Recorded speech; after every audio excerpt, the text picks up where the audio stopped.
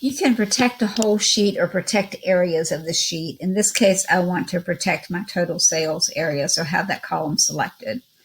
On the Home tab, I go over to Format, Protect Sheet, and it gives me all kinds of choices of things that I can let people do or not do on that cell. So I'm just going to leave it the default for right now, and I'm just going to put a password in for it. I'll click OK. And I have to put the password in again and click OK again. So now if I go over and try to delete this number, I get a message that says the cell you're trying to change is on a protected sheet. To make a change, unprotect the sheet, you might be requested to enter a password. And that's exactly what I need to do. If I want to unprotect this column, I go to Format, Unprotect Sheet, enter the password, say OK, and now I can make changes if I wanted to.